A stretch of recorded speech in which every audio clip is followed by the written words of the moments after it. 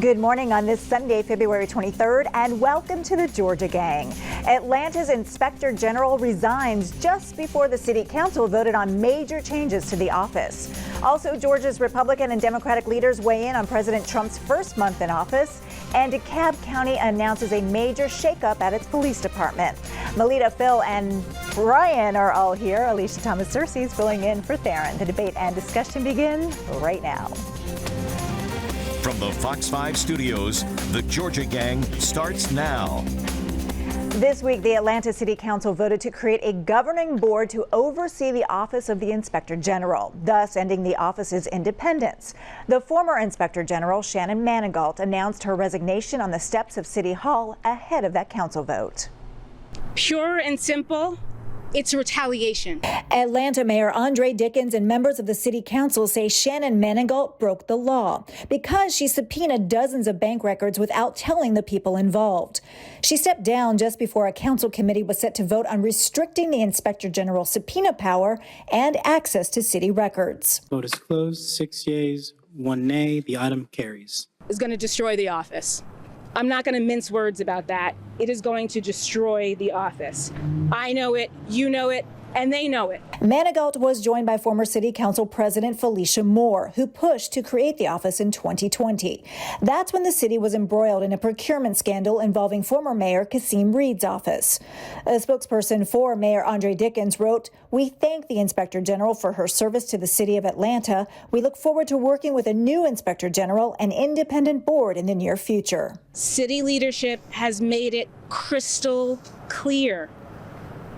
For them, a real, functioning, effective Office of Inspector General is not welcome in Atlanta.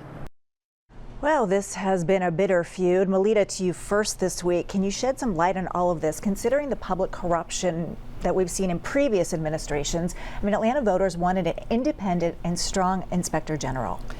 They did, and they hired a woman, Harvard educated, with many years of experience in New York City.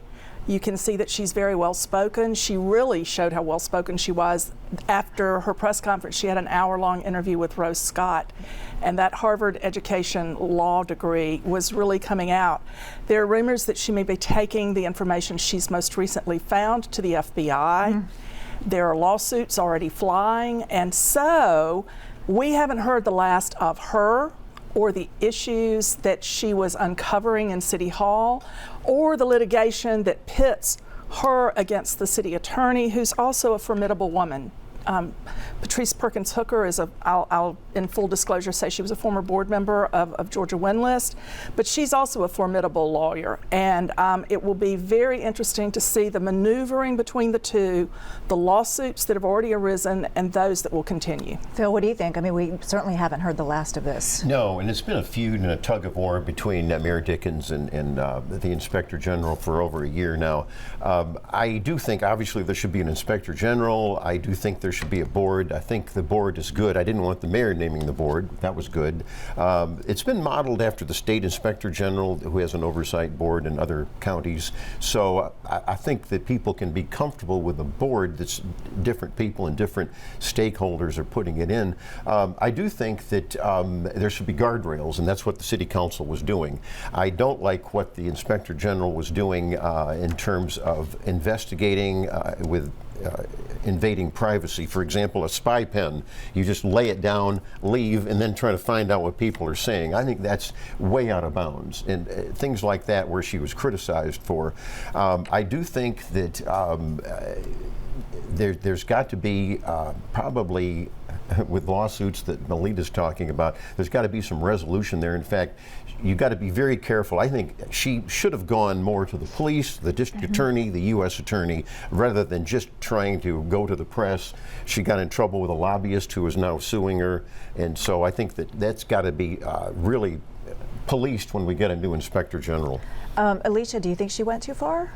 Drum roll, please. Phil, Okay, I agree with almost everything you just said. All right. Yes, this has gone too far. I think as respected as she is, as educated as she is, I think she's been a little bit dramatic.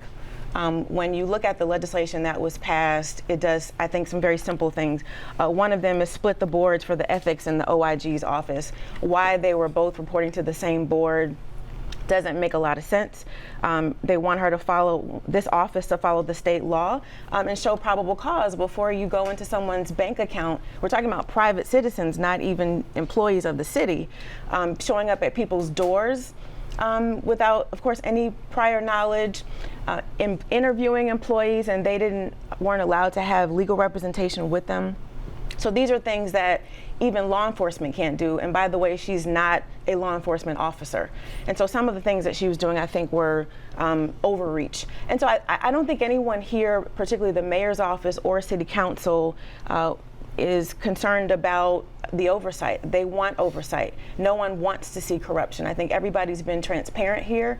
And so what I'm hoping is that now that this legislation is passed at the city council level, they'll hire someone new. They will have lawsuits. I'm not sure they're going to win them all because of some of her actions.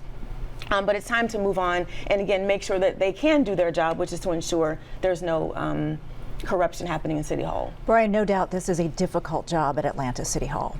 It takes a certain kind of person to even take this job. When you're in the legislature, nobody wants to be the chairman of the Ethics Commission where you got to go be, the hall monitor telling your colleagues what they did wrong, right? And there's an inherent tension between elected officials and an inspector general, and that is by design. So what we're seeing is that tension playing out. I was in the Deal administration. We had knockdown dragouts with the state Elections Commission. You covered some of those, and I'm sure that when I was discussing with you privately, my conversation was quite profane because there are times you're like, you gotta be kidding me. You're doing what? I think some of these inspector generals begin to look into things that are how government work as if they are corrupt, when in many cases they are not. Raising money, for example, is part of politics. We saw the former Decab CEO from back in the 2000s go to prison for a fundraising scandal. It was a ridiculous conviction. That said, we need this tension. We need inspector generals. The fact that we are talking about corruption and oversight of how the government works is fantastic. That, in some ways, is the system working. The onus is now on Mayor Dickens and the council to replace it with something that does have teeth. I understand the desire to not have teeth, to have a symbolic oversight. I get it, believe me. But I think for the good of the future, let's make sure this works. And I think you're right. And I think this does have teeth. Again, this legislation has the guardrails that you talked about. It's still very strong. This person's still not going to be reporting to the mayor. So there are a lot of guardrails in place still, and I think they'll have a lot of power. The other thing to point out here is there are only 14 municipalities in the country that have an office of the OIG, right? And so the fact that the city wants this office speaks volumes about their need for wanting transparency, wanting to make sure there is no corruption happening. Also speaks volumes to the amount of corruption we've had. But anytime you've got the world's busiest airport and you're picking vendors, but not in these last the opportunities are fantastic. We've got to point out, not in these last two administrations, and that's important. That's fair. I would like an airport contract myself. But I think it's interesting that her board resigned with her. And so it'll be up to the new board. But I think the new board will have a tough time hiring someone until some of the dust from this situation settles, because very few credible people want a job as Inspector General without the role being clear when they walk in the door. Phil, final word. That's a good point. The role does have to be clear, and I think that's what the City Council was attempting to do and did do. I will say on procurement, the auditor still has some very tough questions and problems about the procurement, and as we all know, the record stinks when it comes to airport contracting and things like that. It's going to be great when I own my own Bojangles on Concourse A. And we're going to investigate that. Yes, we are. Here, I got my pen. Yes. Your spy pen. Your spy pen. Yeah, now we know Phil has a spy pen. You recorded already. All right, coming up, Georgia Republicans weigh in on President Trump's first month in office. Have a question or comment for the Georgia Gang? Email them at georgiagang@foxtv.com. The AJC's Greg Bluestein rounded up several Georgia Republican leaders to get their thoughts on President Trump's first month in office. Lieutenant Governor Burt Jones called it the most successful start to a presidency in history. Insurance Commissioner John King said if that's not success, they should rewrite the definition. In regards to the massive layoffs, Governor Kemp said the government can stand a little right-sizing. Brian? Well, you didn't mention anybody there who doesn't have their eye on higher office, and all of them are jockeying, of course, to have Trump's either tacit endorsement or maybe even the background support. So no one's going to say anything that shows any daylight between them and President Trump. But I do think what their comments reflect is the feelings of the Republican-based voters here in Georgia and around the country. There is deep support for what President Trump is doing. I know some of these items are very controversial with independents, and certainly Democrats are full-on opposition. These guys are looking at a Republican primary base, and those voters give an A+ to what they see coming out of the Trump administration right now. Alicia, no surprises here. Well, I would completely disagree with you, Brian. Ask Congressman. That Republicans like Trump? Do you disagree with that? Ask Congressman McCormick in his town hall meeting that he had this week I bet you with those the weren't Republican. They were Republican-based voters who were quite frustrated. I don't think they were. They don't like the fact that your president is calling himself a king. So they're not feeling Vice President. Let me finish. Okay. They're not feeling the new Vice President Elon Musk. They don't like this. They don't like this dictatorship. And this is the base talking to him. They almost took over his meeting this week, booing him, talking about their disgust. Here's what I want to say about that, Lori. I think what's frustrating for me is watching Republican leaders rubber stamp all of the horrible things that are happening under this administration. If you talk about what's happening on the ground, thousands of people have lost jobs, not people who are doing duplicative services. We're talking about scientists and researchers working at the CDC. We're talking about people who work at the Department of Education and Veterans Affairs who are doing meaningful work that we need our government to be doing to protect us and to keep us safe. We're talking about the impact of our economy. If you're talking about thousands of people losing their jobs all at once, what's going to happen? And so what I don't get is, why are you so excited about what he's doing? You would think that there's some benefit from it. But then you see a letter that Brian Kemp received saying, no, you're not going to get additional funding from FEMA because of the harm done to Georgians. And so it's not even worth all the kowtowing if you don't get anything out of it. Phil? Well, I think that the polls show that people appreciate this restoration that Donald Trump has done. I'm not running for high public office, but I do know not just what the Republican base is polling, but even the center. And when Democrats are just talking about defending waste and trying to investigate it and get rid of it, that's not the hill you should be dying on. Even some of your Democrat consultants say, you know, we got a lot of stuff to talk about Trump about, but don't start defending all of this corruption and waste that is being uncovered. It's absolutely astounding. And even Democrat consultants say, you know what, we can't call them dictators and, you know, all of this. That name calling doesn't work anymore. It didn't work last November 5th. It's not working now. Well, you know, you can't take a joke. He thinks he's a king. You know, he was making a point on the congestion fee that I think New Yorkers loved him axing. The point is that we have had so many things, from shutting the border down in 4 weeks. That shows how weak the Democrats and Biden were. And now energy independence and dominance. He's trying to get peace talks going to stop some wars in 4 weeks. It's great. Melita, Democrats are watching closely and they are making their feelings known. We've heard them, and Senator John Ossoff says he's watching these cuts closely, especially when it comes to Medicaid. Absolutely. And there are, in Georgia, half of births, the majority of nursing home patients, and 2 in 5 children are covered by Medicaid. So you start making those cuts, and a lot of people feel the pain. So I believe Ossoff is correct. Georgia voters are feeling the pain. We have the world's busiest airport here. To cut FAA at a time when they're trying to hire air traffic controllers and we're having tragedies in our skies, and the indiscriminate way in which those cuts are being made, they're not strategic cuts. They're just cuts of recent hires. And yet the FAA was trying to staff back up to fill slots that were much needed. Brian?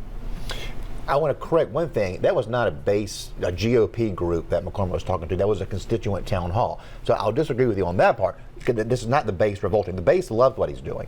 Where I will agree with you somewhat, though, is what you saw there is going to be a problem for suburban Republicans around the country. These are constituencies that have become very competitive. They used to be solidly Republican, and now they're much more partisanly competitive. And you're seeing that. This is not a 90% and 80% Republican district that he represents. It's more competitive than that, even though it's solidly Republican. So you're going to see these suburban voters begin to make noise. Real quickly. Real quick. Disagree with the reporters who are talking directly to voters who were there who say they're MAGA supporters and don't like the direction. I just want to say we do not defend waste and fraud. Democrats don't. What we're doing, just as Melita said, go in as a real leader should, do the research, find out how government actually works before you make all of these unnecessary cuts. 10 seconds. The research is there, and Elon Musk is doing it. In fact, AI, I talked to Rich McCormick, the congressman, AI can replace some of these. There is bloat and waste in the CDC and in all of these departments, and so I think it's all transparent on the website too. All right, you mean Phil. all the things that have been erased now from websites? No. Okay, back to you, Phil, because the Senate voted to confirm your friend, former Senator Kelly Loeffler, to lead the Small Business Administration. Well, I think it's a win, not just for Georgia, but I think it's a win for the whole country. She's highly qualified, having run her own business. Her husband, Jeff Sprecher, of course, has ICE, which is based right here in Georgia in Sandy Springs. I do think it's shameful that our two Georgia senators, Warnock and Ossoff, were so mean and petty and voted against her. I don't get that. They voted for Marco Rubio. What's the problem here? They probably don't like the way that she formed a greater Georgia coalition to win elections, but I'm just glad she got confirmed. Well, I think we all remember her debate between her and Senator Warnock. Well, then former, right, Alicia? Oh, yes, we remember. So it's get even time? No, I don't think it's about that at all. It's about okay. substance. They're able to vote for people that they think are qualified for their jobs. So you think she's unqualified? I do. That's I absurd. think now she's probably more qualified than all of the other folks that have been nominated. But no, she is not the most qualified person for this job. That's ridiculous. And they are U.S. senators. They have the right to vote based on the facts and the information that they have. Brian, I mean, she's a fighter for small business. Yeah, absolutely. I cannot disagree more on the qualifications issue. Of course, I said she's not the most qualified. Who is? And where's the line forming to control the Small Business Administration anyway? I'm sure a multi-billionaire understands the woes of small business owners. We are lucky to have somebody as qualified as she is to take on You're this right. job. And she's got Washington experience. Considering some of the other people that have been nominated for jobs and that are really important. She's got a great relationship with the president. She's got a decent relationship in the All right, Senate. I'm going to have to separate you two. All right, up next, a shakeup at the Decab Police Department as the new CEO says Police Chief Martha Ramos is now on administrative leave, but she disagrees. We'll discuss after the break. Join the discussion on the Georgia Gang Facebook page and watch past episodes on the Georgia Gang YouTube channel. Decab CEO Lorraine Cochran-Johnson says Police Chief Ramos has been placed on administrative leave, but the police chief says she is resigning. Melita, what's the story here? Because the CEO is talking about the county shortage of police officers and pay increases. That's true. I think there's more to this story that hasn't yet been revealed. Certainly the police chief did a great job in reducing crime and has a great reputation. There are some questions about how much of the budget was overtime pay because of a failure to quickly fill spaces. But she had a great reputation, and so I think we'll just have to wait and see what else comes out. Phil? Yes, this was a surprise. I think she did have a pretty good reputation. Yes, the department is understaffed, and that's been a big problem.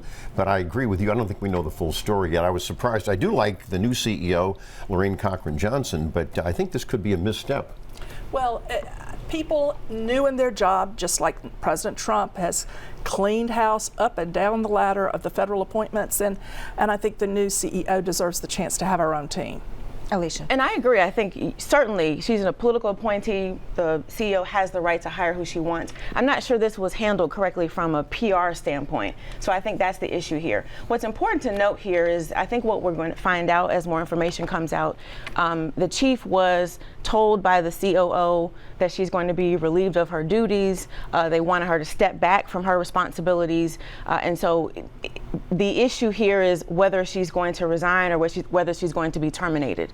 What's more important here, though, is her record here. She's done an exceptional job as the first woman chief of police in Decab. Crime is down significantly, as it is across the country.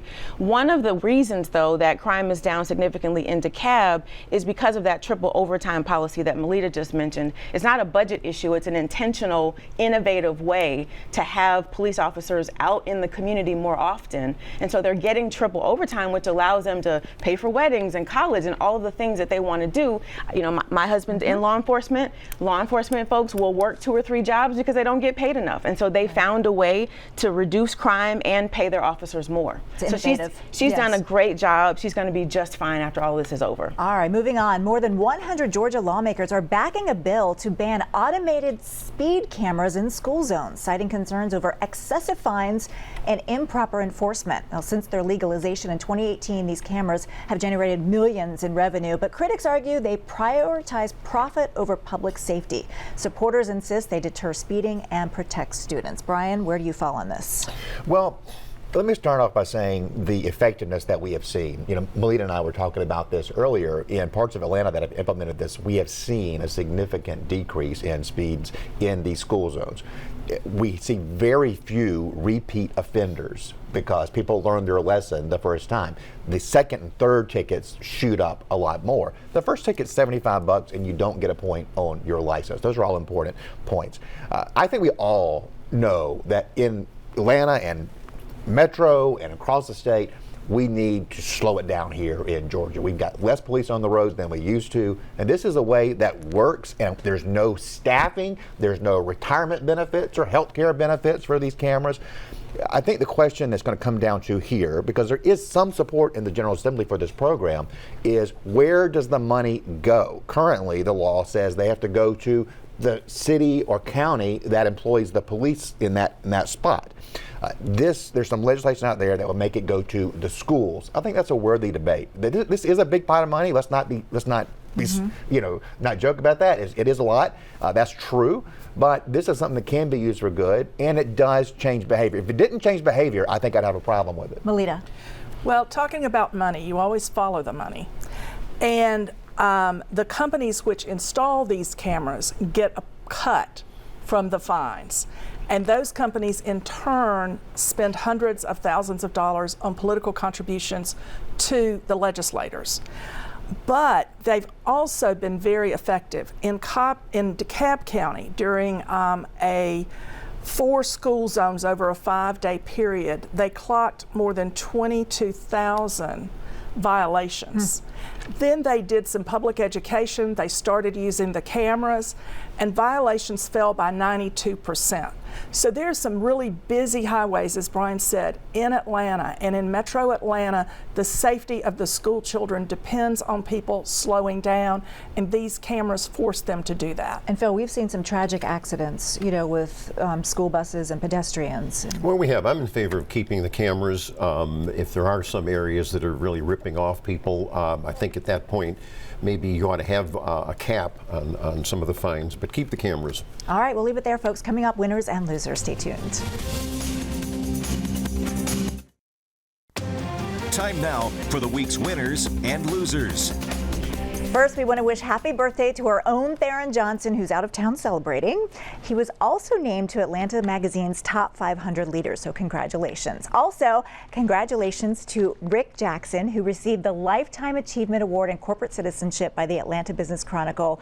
If you've not been familiar with his story, I suggest you pick this up. It's a great read, and you could also subscribe to the Atlanta Business Chronicle because we're all about local journalism here. Brian.